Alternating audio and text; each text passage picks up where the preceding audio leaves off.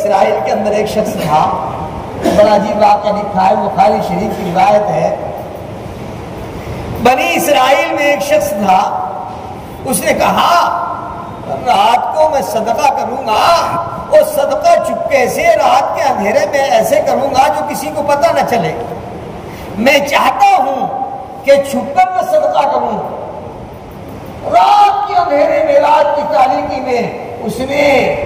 ایک آدمی کو بہت بڑی رقم دی، اور رقم دے کر کے وہ غائب ہو گیا۔ صبح کو شور مچا، لوگوں نے کہا ارے رات کوئی ایک مالدار کو بہت بڑی رقم دے کر کے چلا گیا، رات کو کوئی ایک مالدار کو بہت بڑی رقم دے کر کے چلا گیا، وہ تو اس لائق نہیں تھا کہ اس کو رقم دی جاتی۔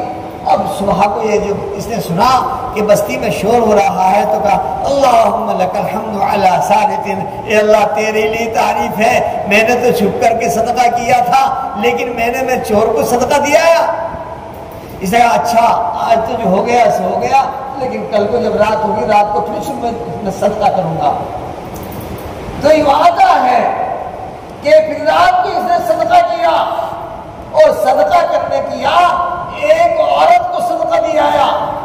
اور اچھی خاصی رقم اس کو دے دی۔ وہ عورت زانیہ تھی، زنا کرنے والی تھی۔ صبح کو شور ہوا، لوگوں نے کہا کہ رات ایک بدکار عورت کو، بری عادت والی عورت کو کوئی آدمی اچھی خاصی رقم دے کر کے چلا گیا۔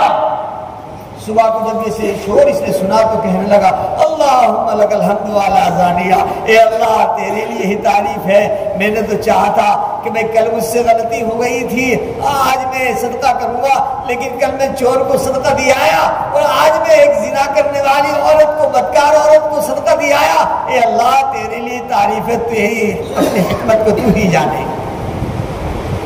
کہ چلو اب میں کل کو پھر رات کو پھر صدقہ کروں گا۔ آج تو ایسا ہو گیا، کل بھی ایسا ہو گیا، آج رات کو پھر میں صدقہ کروں گا، دیکھتا ہوں کہ کیا ہوتا ہے۔ بہرحال جب تیسری رات آئی تو یہ ایک مالدار کو صدقہ دیا آیا۔ رات کے اندھیرے میں، رات کے اس میں جو ہے ایک مالدار کو اس نے صدقہ دے دیا۔ اب رات کو مالدار کو صدقہ دے دیا تو وہ مالدار صبح کو یہ کہتا ہے ارے رات کے اندھیرے میں کوئی مجھے صدقہ دے گیا، یہ کون ہے؟ اب جب شور سنا، وہ مالدار یہ بات کہہ رہا کہ اتنی بڑی رقم مجھے کوئی دے کر کے چلا گیا، تو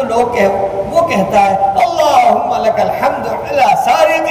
اللہم لک الحمد علی زانیۃ، اللہم لک الحمد علی اہل مال، اے اللہ تیرے لیے ہی تعریف ہے کہ میں مالدار کو دے آیا، اے اللہ تیرے لیے تعریف ہے میں چور کو دے آیا، اے اللہ تیرے لیے تعریف ہے کہ میں بدکار عورت کو میں صدقہ دیا آیا۔ یہ تو عجیب معاملہ ہو گیا۔ تو بخاری شریف کی روایت میں طریقہ فقیلہ کہا گیا۔ اس کے بارے میں بعض محدثین نے لکھا کہ غیب سے آواز آئی، بعض نے کہا کہ رات کو یہ خواب میں دکھایا گیا کہ تو نے خالص نیت کے ساتھ صدقہ کیا تھا، تیری نیت خالص تھی، تیرے ہاتھ کے ذریعے سے مالدار کو صدقہ اس لیے دلایا گیا، مالدار کو صدقہ اس لیے دلایا گیا تاکہ مالدار اپنے مال میں خرچ کرنے کا عادی بن جائے، اور اس کے اندر یہ عادت پیدا ہو جائے کہ اللہ نے مجھے مال دیا ہے، اور مال دینے کے باوجود میں بخل اختیار کرتا ہوں، میں کنجوسی اختیار کرتا ہوں، اور میں خرچ نہیں کرتا۔ تو مالدار کو صدقہ اس لیے دلایا گیا تاکہ وہ اس بات پر اپنی طبیعت کو ابھارے، اور اس بات پر وہ آمادہ ہو جائے کہ وہ میں بھی اپنے مال کو صدقہ کروں گا۔ اور کہا گیا کہ بدکار عورت کو صدقہ اس لیے دلوایا گیا کہ بدکار عورت یہ سوچے کہ بغیر بدکاری کے، بغیر زنا کے،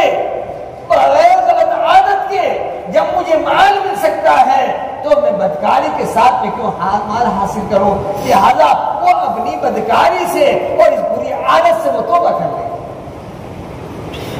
تو کہا کہ تیرا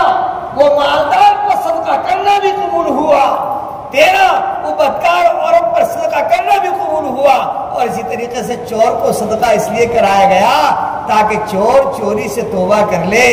چور یہ سمجھ لے اور یہ جان لے کہ بغیر چوری کے جب اللہ مال دے سکتا ہے تو چوری کرنے کے ساتھ کیوں دے گا۔ ایک بات اب یاد رکھیے کہ چور جو ہوتا ہے نا، چور یہ کہتے ہیں اس کے گھر پر پھوس بھی نہیں ہوتا۔ یہ پہلے ہم لوگ کہا کرتے تھے جو غلط طریقے سے مال کو کماتا ہے اور غلط طریقے سے اپنی زندگی کو اختیار کرتا ہے اس کے گھر میں پھوس بھی نہیں ہوتا، یہ ہم پہلے بچپن میں سنا کرتے تھے۔ اور جو غلط طریقے سے معاملہ کرتا ہے اور صحیح طریقے سے جو کماتا ہے، اللہ تبارک و تعالی اس کے مال میں، اعمال میں برکت دیتا ہے۔